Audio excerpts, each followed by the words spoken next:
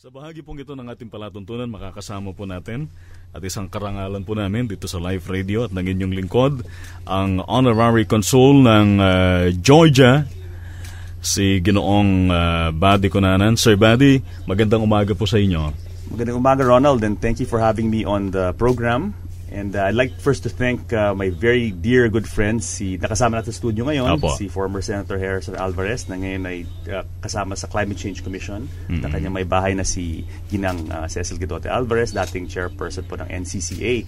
Sila po ay nagdala sa akin dito, and I would like to thank them very much kasi ika nga, this is the first time in 30 years na ako'y nakabalik po dito sa napakagandang syudad ng Santiago.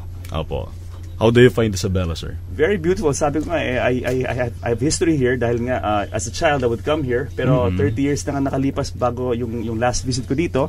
But I'm glad to see, ang dami pong pagbabago, ang laki ng progress and development na nangyari dito sa Isabela, lalo na dito sa Santiago. And for sure, siguro, babalik-balik po kayo dito na.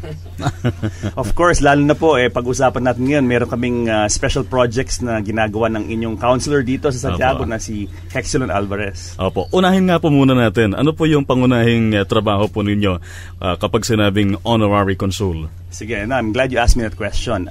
For your viewers, I'd like to explain na hindi po ako taga Department of Foreign Affairs ng Pilipinas. Ako po ay isang appointee ng Ministry of Foreign Affairs ng Georgia. Ako po ay naglilingkod sa bayan ng Georgia.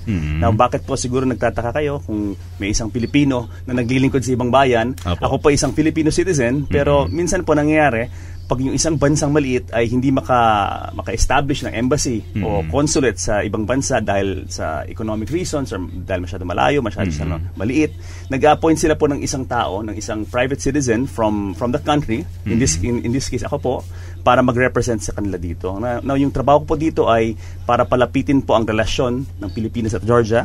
At isa pa, kung may problema pong mga Georgian national dito, ako po ay sumasalo at tumutulong.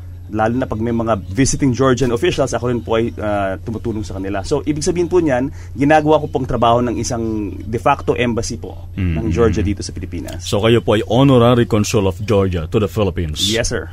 Okay. Opo. Maaring nagtataka po ang mga kababayan po natin, bakit po kayo nandito sa lalawigan ng Isabela? Particularly dito po sa Santiago City.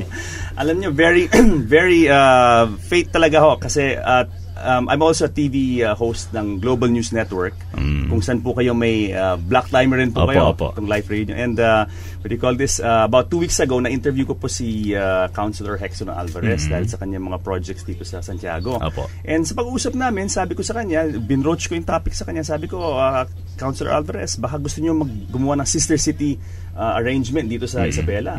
Doon ho nag-umpisa yun. So I think Councilor Alvarez is leading the initiative sa council dito para magkaroon ng resolution para i-establish ng sister city relationship. Pero Ronald, I want to tell you that hindi lang Santiago po involved dito, involved rin ang Kawayan City. Now, si Mayor Dinga ay very, very supportive rin dito sa aming initiative. Pero dapat unahin po muna natin yung sisterhood ng Santiago City. Syempre Santiago muna, pero kumbaga mangyari tripartite first ever very rare to nangyari ng tripartite, kumbaga tatlong syudad na nagsasama-sama, pero yung lead talaga dito po ay ang Santiago. Ano na po estado ngayon doon sa panukala ng sisterhood ng Georgia at ng Santiago City? Kahapon po nag-meeting kami with different officials and they're all very upbeat, very confident and very excited sila kasi ito yung magiging first time ng magkakaroon ng sister city arrangement or relationship ang Santiago with a European city. And Georgia po is a European city actually. So very prestigious yan for Santiago, also very prestigious for Georgia. Dahil ito po yung magiging first Georgian city na magkakaroon ng sister agreement dito sa Pilipinas. And I understand, hindi lang sa buong Pilipinas, hindi lang kauna-unahan sa Pilipinas, sa buong Asia. Baka nga sa Asia baka ito pa yung magiging first Georgian tie-up ng isang syudad ng Georgia sa Asia. Marahil katanungan din po ng mga city councilors namin dito sa Santiago City, lalo na po ng mga ordinaryong mga kababayan natin dito sa Santiago, mga Santiagueño. Ano po ang mapapakinabang po namin kapag kami po ay kapatid sa Georgia? Alam niyo po yung mga tie-up with yung mga sister city arrangements. Iba-ibang aspeto yan Merong educational, merong community development, merong environmental cooperation. Almost very broad po yung spectrum. Now, para lang practical, kahapon po nagkaroon kami ng meeting with the La Salette University dito, and they're also very excited to enter into an academic MOU, kumbaga Memorandum of Understanding with the Georgian School. Yung resulta po niyan ay magkakaroon ng closer exchanges between the teachers and students ng University sa Georgia at ng La Salette University, and this can translate to scholarships, training programs, curriculum development.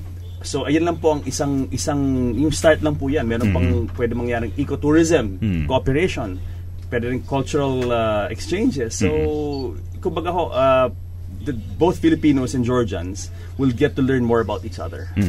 Okay. So meron pong kapwa responsibility. May responsibility po ang City Government of Santiago City, and at the same time, ganoon din po ang Georgia. Opo. Okay. Yung Kawayan na banggit po ninyo kanina. Ano po ang estado ngayon ng Kawayan? Actually, yung gagawin namin ay yung they were also represented in that meeting, the councilors from Kawayan. And what's going to happen is sabay na ho namin i-roll out to. Pag sign ng sisterhood agreement, tatlong parties ideally, Kawayan, Santiago, and Georgia. So hopefully, it will be a partnership talaga between 3 cities. 2 cities here and 1 city in Georgia. Oh, I see. Alam niyo kasi, syempre, when we put two cities together, yung resources, combined resources, manpower, and also the potential na they bring to the table, both of them, mas malaki syempre kung halimbawa isang syudad lang. Opo. I see. At least na kikita ng mga kababayan natin yung mga advantages at yung mga pwedeng mapakinabangan ng mga ordinaryong mga kababayan natin dito sa lungsod ng Santiago. How about doon sa posibilidad na mapapabilis yung pagpoproseso ng mga kababayan natin na gustong magtrabaho doon sa Georgia? Napakadali ho niyan kasi syempre kung may sister city agreement na, there will be possibly that's another area of cooperation, maybe even employment, maybe even let's say there's some professionals na kailangan doon, some skills that they need.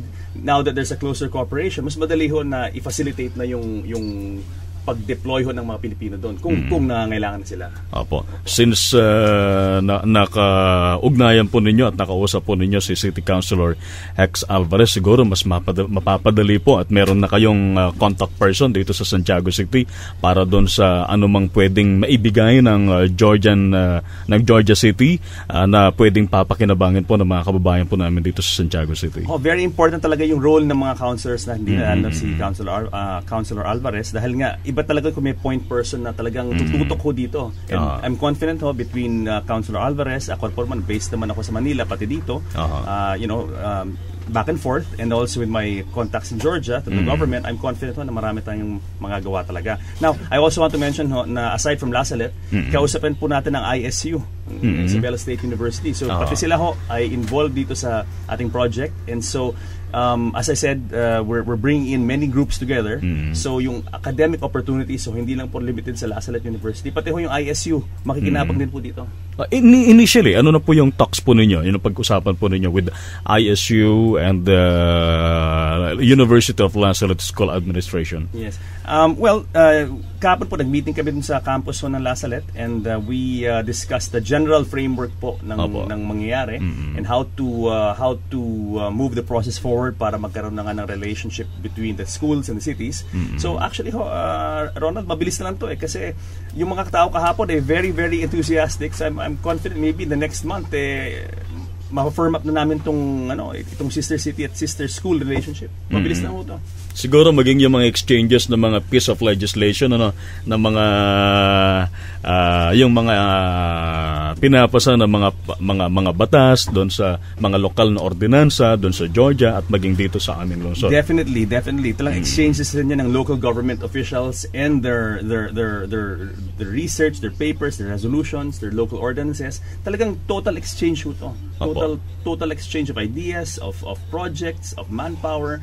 Kaya maganda ho. I'm very very confident that the people of Santiago and Isabela, for that matter, will benefit greatly from this. How about sa larangan po ng agrikultura, since ang Isabela at maging ang Santiago City ay talagang agricultural area? Meron po ba kaming pwedeng mapakinabangan sa aspetong ito? Yan maganda. I'm glad you brought it up because actually Georgia as a country and Isabela as a province, maraming commonalities. In fact, meron silang mountain range doon, yung Caucasus Mountain Range. Okay. And also very agriculture-based yung kanilang community. They grow a lot of wheat. They're also a corn producing country.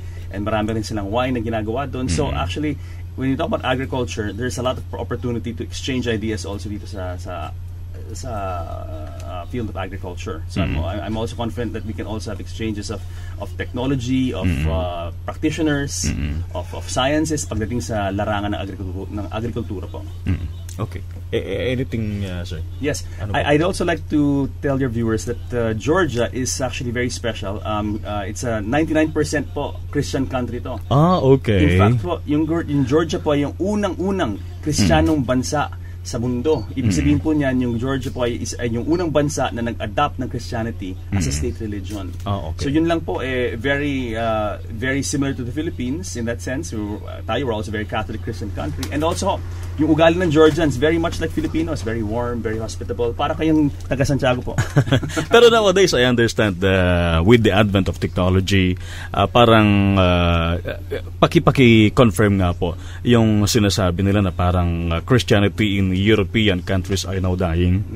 Very true, very true. Lalo na ho sa Western Europe. Okay. Sa Western Europe kasi, alam niyo naman po, yung pace of life in Western Europe is very fast. Yung values ko nagbabago. In fact, pumunta kayo sa Italia, sa Pransya, sa Alemanya, papakunti na po yung nagsisimba. Pero sa Georgia po, pag napunta kayo sa Georgia, matutuwa po kayo dahil yung Christianity ay buhay na buhay ho talaga. Still very attached to, very part of the soul of the nation po ang Christianity sa Georgia. Okay. Ronald, I'd also like to acknowledge the great help of Governor Boji D and also si Mayor Bernard D of Kawayan. Kahapon po nakita kami sa inauguration of Isabela Park. Opo. Dun po sa Iligan. And Ilagan. Sa Ilagan. Opo. And they were very enthusiastic about this. In fact, tuwang-tuwa nga si Governor D pati si Mayor D nung malaman nila na ginagawa namin to ni Councilor Alvarez and kasama nga with the help of Mrs. Cecil Quitote Alvarez. And with their help, I think talaga success is for sure already. Alam niyo po, natutuwa kami personally dito sa Santiago City dahil kahit malayo na po ang narating ng mga kababayan po namin, si former Senator Gerson Alvarez and Ma'am Cecil, ay hindi nila nakakalimutan na bisitahin kami dito sa lalawigan ng Isabela at patuloy pa rin nag-iisip at nagtatangka na maghatid ng mga magagandang mga programa dito sa aming lalawigan. Alam niyo po, I'm so glad nga na napunta ako sa Isabela kasi napakaganda ng lalawigan. And as I mentioned earlier, I spent a lot of time here as a child. And I'll tell you why ho. Yung tatay ko po, the late Ambassador General Telmo Cunanan, passed away 3 years ago. Nung 70s and 80s po, nag-operate ho siya dito. He was then with the Ministry of National Defense. Okay. And because of that ho, nagkaroon kami ng maliit na property dito sa Alicia, which we still maintain until today. Yun lang ako, caretaker nakatira. But with this development, check na, mapadalas po ako dito dahil yung Alicia ay napakalapit lang po sa Santiago. Opo. Okay, maraming salamat po sa oras at maraming salamat po at talagang nag-effort po kayo na sadyain po kami dito sa amin pong impilan. Gaya po ng aking nabanggit kanina, karangalan po namin na kayo po yung maging bisita namin dito sa ating programa ngayong umaga. Meron po kayong mga nais pang mensahe sa mga kababayan natin all over, tayo po naririnig sa buong Cagayan Valley region. Opo, I heard also that your reach is way until Batanes, nakaabot kayo. Opo. So talagang the honor is mine, sir. Ito po ay karangalan para sa akin na you took time out to give me some time on your radio program, and I'd like to once again thank you and thank the Alvarezes, the Alvarez family for facilitating this for me. And I want to promise the people of Santiago and Isabela for that matter that ito po ay start lang po ng ating cooperation and marami tayong gagawin in the days and weeks and months to come. Yes, sir. Apo. Maraming salamat po sa Ginoong Badi Cunanan, ang Honorary Consul of Georgia